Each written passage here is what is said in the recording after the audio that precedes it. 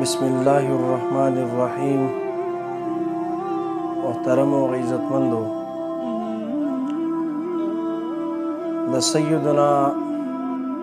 ख्वाजा ख्वाजगा सालार ज़ुहद व तक़वा बहर मारिफत अल इमामुल कामिल सय्यदना मारूफ अल करखी रहमतुल्लाहि तआला अलैहि दद्वी द वालिद गिरामी नूम फेरोज़ वो और सय्यदना फरीदुद्दीन अत्तार रहमतुल्लाहि तआला अलैहि द बयान मुताबिक आगी ईसायानु द्वाड़ा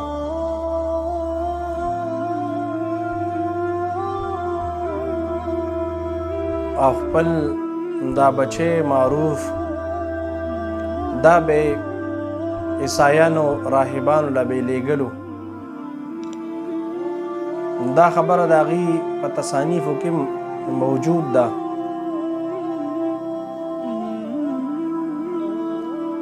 چې استاز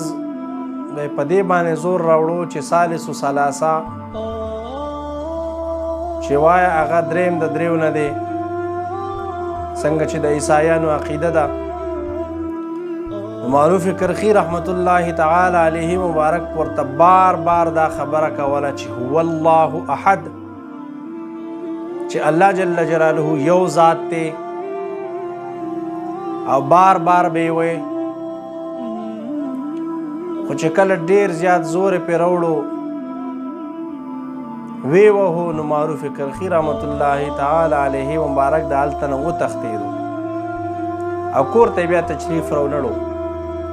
تر دې چې والدینو مې بیا دا خبره کوله چې زموږ معروف کرخی زوی دی الله دې کور ته راولي چې هغه په کم مذهب او کم دین باندې وي، موږ به هغه سره د خپل مذهب او دین قبول کو. خو چې راشي هغه چې هلته نه لاړی نو د سیدنا امام علی ابن موسی الرضا رضی الله تعالی عنه پلاس باندې توبه طائب شو، اسلام قبول کو، داغی نے تعلیمات واغست او د رشد و ہدایت تپاره د سیدنا داود ابن نصیر طغی رحمت الله تعالی علیه نے بیعت وکو او الته مجاهده شروع کړه. او سیدنا داود ابن نصیر طغی رحمت الله تعالی علیه دا سیدنا سری ابن مغلس سقطی رحمت الله تعالی علیه شیخ دی، او دی مبارک بیا مامو جان دی د چا د سیدنا جنید بغدادی رضی الله تعالی عنہ مبارک. نو چې کله دی استقامت اختیار کو معروف کرخی رحمت الله تعالی علیه خپل قدم راسخ کو او دی مذهب او دین داو چې دی د صلح کل والا سره تعلق ساتي، یعنی چاته به بدرد نه وي. تر دې چې یو ځل خپل مریدینو سره روان دي نو دریای دجلې په کنارې چې ورسېد نو څه ګوري چې هلته کې یو څو نوجوانان راغونډ دي او هلته کې خپل تماشې جوړه کړې ده.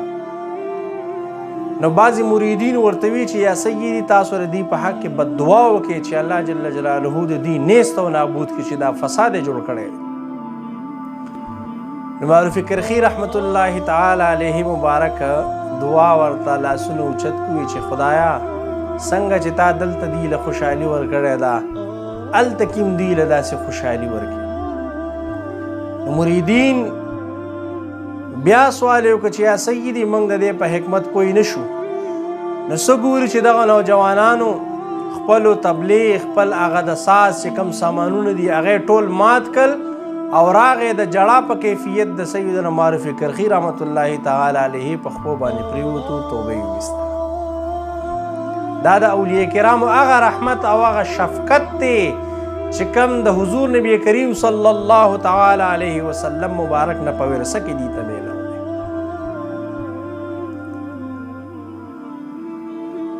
همدا وجه ده چې معروف کرخی رحمت الله تعالی علیه له الله جل جلاله ډېر لوی مقام ورکړی. او هغه داسې چې الله جل جلاله ته دغه وخت چې څومره اولیاء زمانه و هغه به د دوی مبارکو دربار له راته تر دې چې سیدنا ابراهیم ابن ادهم رحمت الله تعالی علیه مبارک هم د دې دربار ته تشریف راوړی او د نصیحت طلب یې کړی او دوی مبارک ورته فرمایل چې د الله جل جلاله په ذات باندې توکل وساته څنګه چې ستا د رب جل جلاله په ذات باندې توکل قائم شي نه الله جل جلاله به تا سره اوس پیدا کړي همدا وجه وه چې کله د دنیا نه دی پرده وکړه نو هر یو مذهب والا که هغه یهودیان دي که عیسایان دي که بت پرست که هغه ټیم کې آتش پرست دي دا ټول او مسلمانان راغون شوي چې دا زمنګ دی چاوي زمنګ دی چاوي زمنګ دی چاوي زمنګ دی دې چې کوم خپل مرید خاص دی نو هغوی دا ورته ووي چې د شیخ دا جنازه دا کم جماعت اوچته کا شیخ په د هغې په مذهب باندې وي دا شیخ فرمایلی دي یهودیان راغل هغوی اوچتول غوښته چې موږ به یې اوچت کړو هغوی اوچت نه کړی شو عیسایان راغل د دې جنازې کټله هغه کټ یې اوچت نه کړی شو آتش پرست راغه د جنازې کټله چې موږ به یې اوچت کړو اوچت یې نه کړی شو او چې کله مسلمانانو د اهل اسلام خلک مسلمانان راغه کټ یې اوچت کړو نو هغه اوچت شو دا د دې حقانیت دی او دغه حقانیت په وجه باندې ډېر خلکو اسلام قبول کړو او سیدنا عبدالله رحمت الله علیه فرمایي چې کله دوی مبارکو دنیا نه پرده وکړه ما په خوب کې ولیدو ما ورته ویل چې بمن نجا یا سیدي تاسو په څه سره دا نجات موندو د دغه سختې مرحلې نه نو هغوی ورته وفرمایل چې ما د محمد ابن سماک رحمت الله تعالی علیه په یو نصیحت سره دا سخت منزل ته وی خپل زهد او تقوا په کیس گنجایش هم په دې کې نشته وی هغه داسې چې هغوی مبارکو دا فرمایلي چې کله یو بنده توبه طایب شي د الله جل جلاله په حضور کې راشي او د الله جل جلاله دروازه وټکوي او الله جل جلاله ته خپل سر تسلیم خم کی او عاجزي اختیار کی نو دغه بنده د الله جل جلاله په نسبت باندې کامیاب دی وی ما چې کله زه توبه طایب شوم وی ما هر یو څیز پرېښوستو علاوه د سیدنا علی ابن موسی الرضا رضی الله تعالی عنه چې د اهل بیتو سرکرده جلیل القدر امام دی وی د هغه مبارک مجلس په ما صرف هغه اختیاره و نور هر څیز نه ما توبه طایب شومه په دغه وجه باندې الله جل جلاله زما بخشش وکړ او دوی مبارکو د مامون رشید په وخت کې 200 هجري کې دنیا نه پرده وکړه او دوی د هغې اولیاو نه شمیرلی شوي دي چې کوم اولیا بعد الوفات هم د هغې تصرف تام دی معروف کرخی رحمت الله تعالی علیه په کرخ کې مزار شریف دی او اوس هم د هغې تصرف داسې دی څنګه چې په ژوند باندې دی او دا مستند کتابونو دا خبره ذکر کړې ده الله جل جلاله داسې اولیاء کرامو سنګت